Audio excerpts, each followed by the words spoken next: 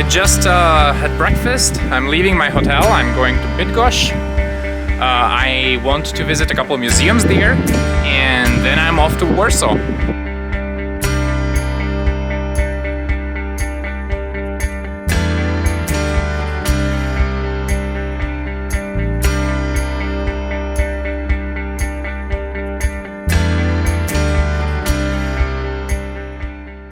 We're in the city of Bydgoszcz.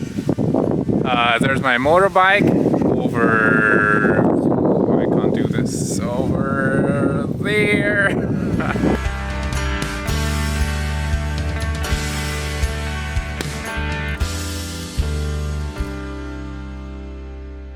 Turns out it's tours only, and they don't have any tours in English. From what I understood, they don't have any written descriptions of the things or anything. So unfortunately we'll never quite comprehend soap and dirt, at least not on this trip. Right, and here behind me I have the Bydgoszcz old market square, which actually is the center of the whole city of the city of Bydgoszcz. I'm at the Explosion. The tour is in Polish. Take a look. Explosion. So it's actually quite a big book. Okay, and we get these badges that I need to use for the doors, but I need to stop filming. We're in, and it looks like there's a huge tunnel ahead of us. Check it out.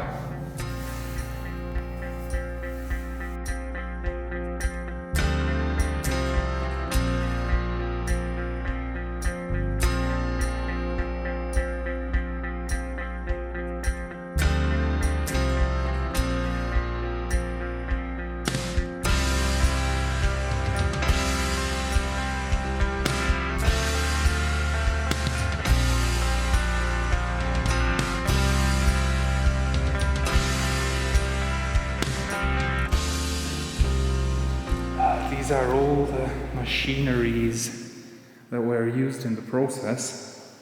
Here's some protective gear, protective clothing that the employees had to wear while being here. Actually quite an impressive place as well. Lots of service tunnels to go through, like I showed you in the beginning. Alright, so we're out now. So what you probably didn't know is that there are some nuclear charges missing in the world. And here's a map of the places where you can find missing nuclear charges. Well, you can't find them, they're missing, but this is where they were lost. Here's a nuclear explosion.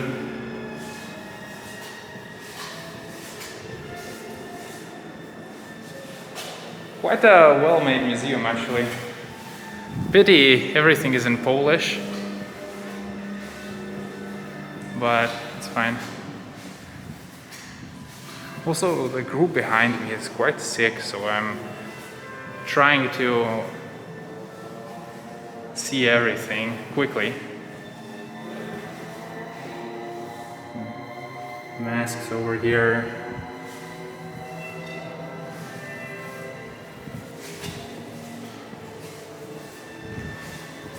Right, let's move forward.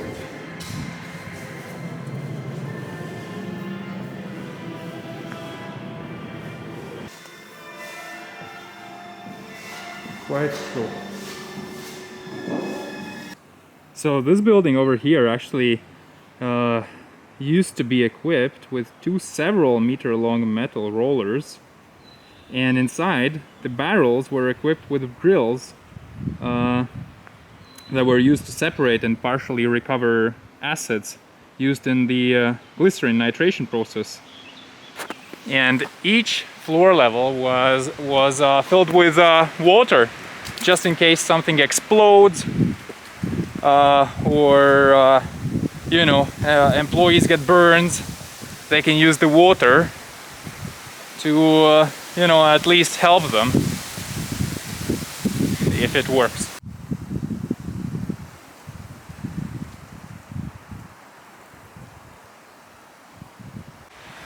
What is really cool in this museum is that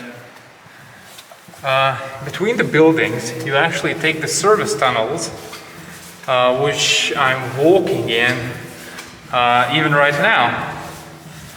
It feels really authentic, and it's a really cool touch to the museum. It's nice that they restored these and keep them in order.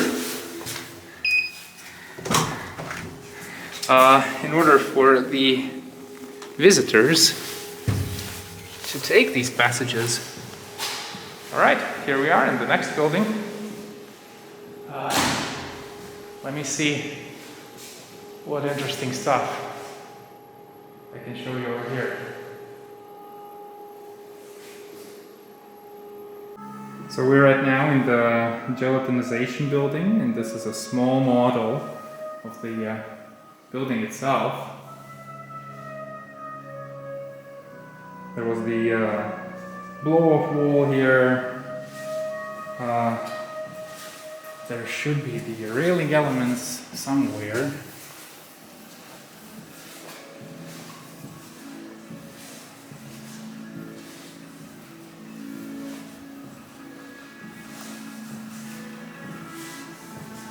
Alright, this we saw the other day. We'll probably see again.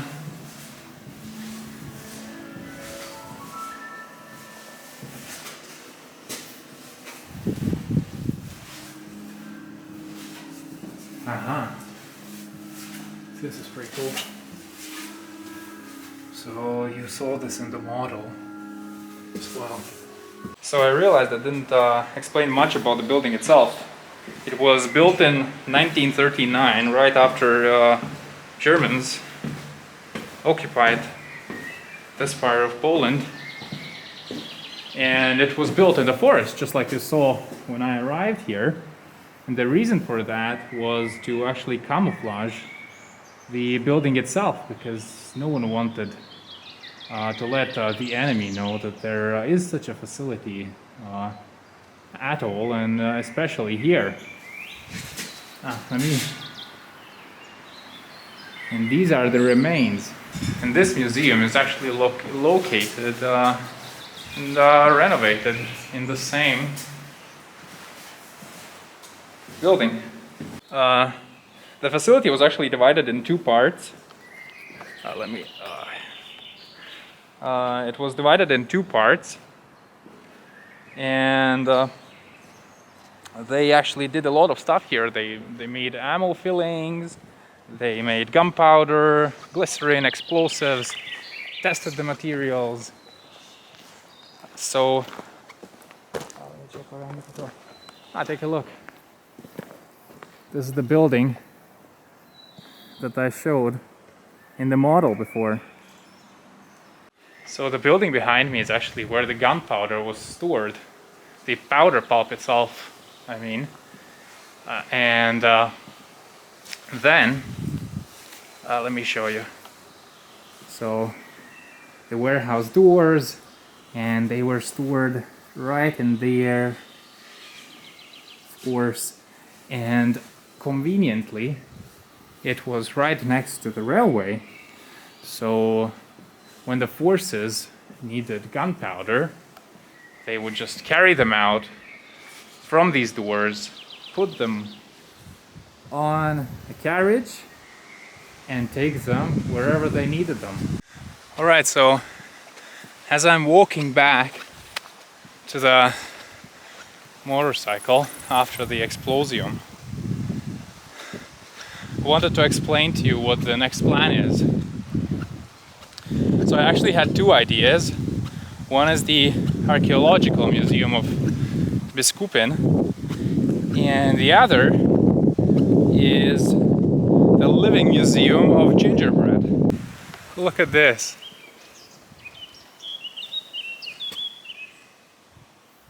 Pretty cool, huh?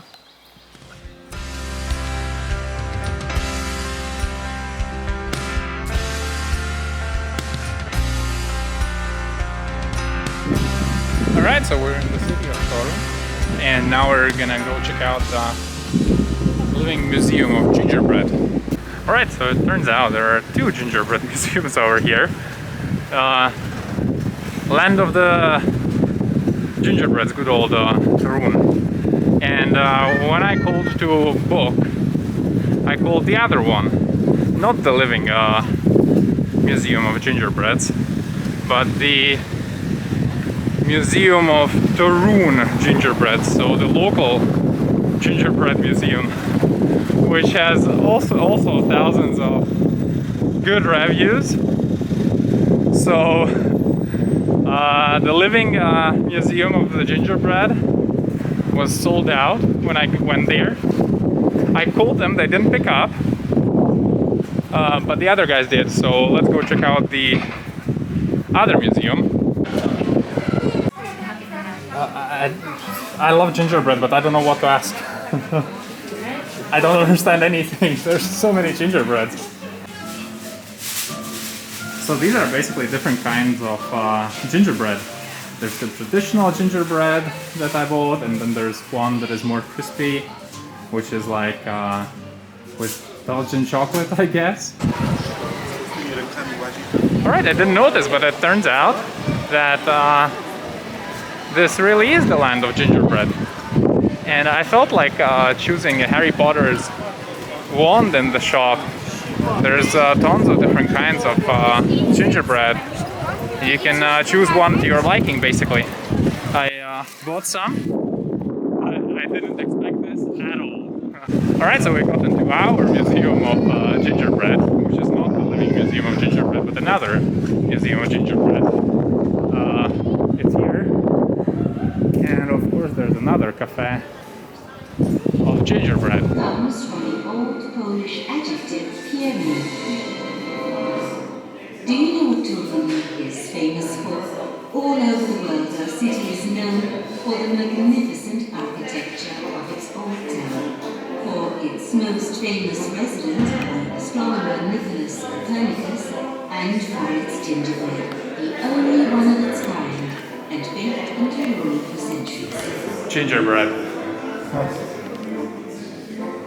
I was literally just passing the town. The secret to the unique flavor has always been and still lies in its ingredients: flour, honey, and spices. These were brought to Torino from remote countries by Hanseatic traders long ago in the Middle Ages. The Polish word for gingerbread, piernik, comes from the old Polish adjective piernik, meaning its characteristic peppery flavor. This really is the land of gingerbread. I love it so much. I didn't expect this. I thought there was one gingerbread museum, but there are several gingerbread museums and a ton of shops and a ton of cafes related to gingerbread. Gingerbread.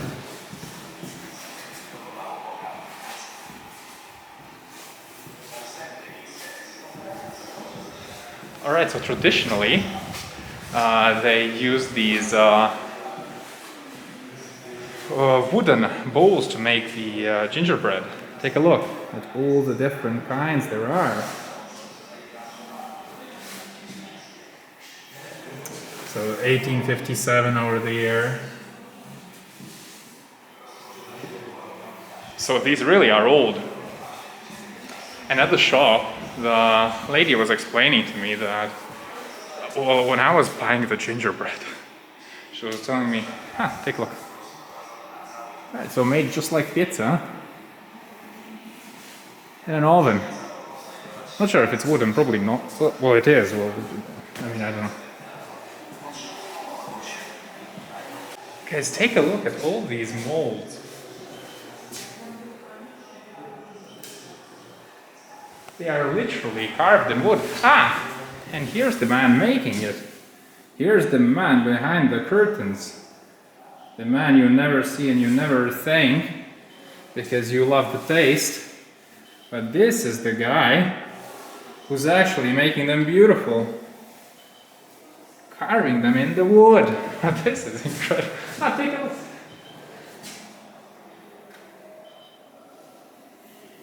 I did not expect this at all.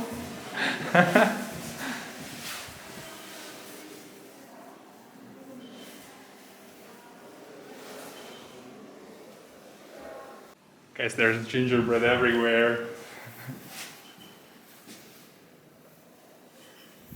Gingerbread, gingerbread, gingerbread.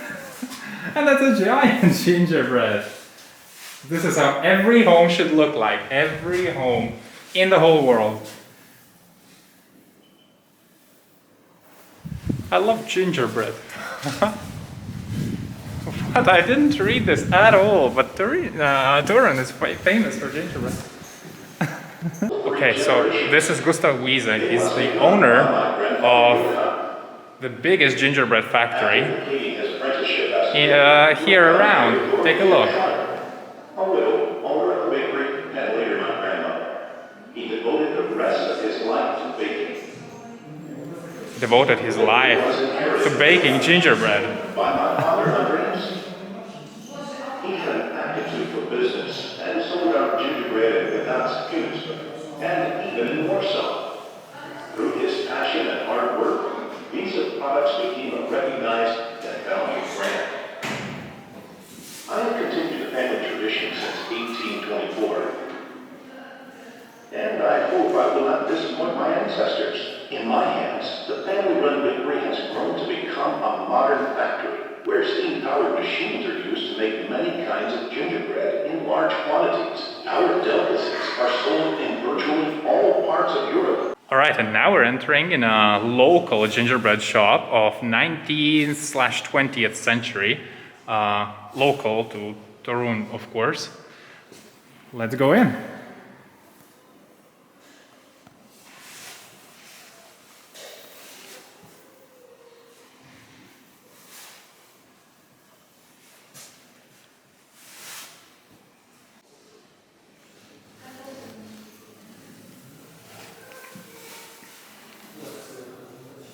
Enter 1945.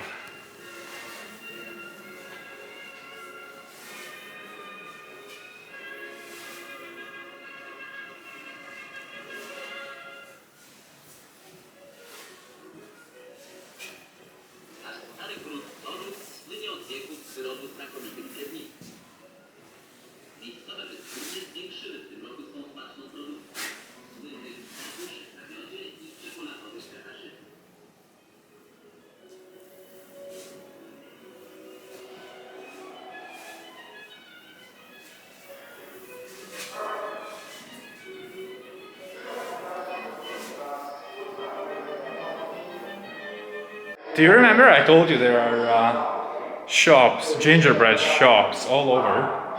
And it's true, take a look. So this is the map of the center, and these are the shops, factories and confectionaries just nearby. Take a look, literally on every single street. If you want, and if you're addicted to gingerbread, this is the place you have to come to. Alright, and this is probably the owner, Gustav Wiese.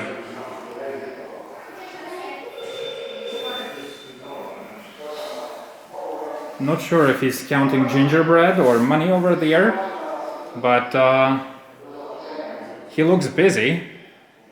Well, one thing that is not quite good is this fist over there. I'm not sure if he's maybe angry at a bad tasting gingerbread for once. But from what I see, he's done pretty well for himself. And I will definitely try his gingerbread. So take a look at all of these wooden molds. Remember, these were handmade, handcrafted in centuries ago. And it's incredible. Take a look at them. You want a dagger gingerbread? You have it. You want a fish gingerbread? You have it. And it's all carved in wood from centuries ago. You know, different animals. Here's a noble lady, queen maybe, some kind. More animals. Heart. Different, I'm not sure what these are. Coins, perhaps, or other symbols.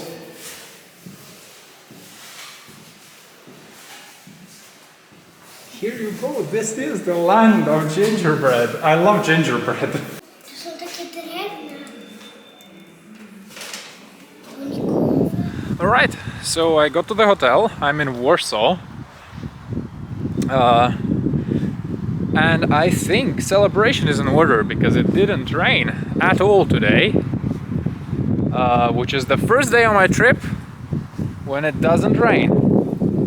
However, to compensate this great fortune, it was very, very, very windy, which made riding the motorcycle on the freeway a lot of fun.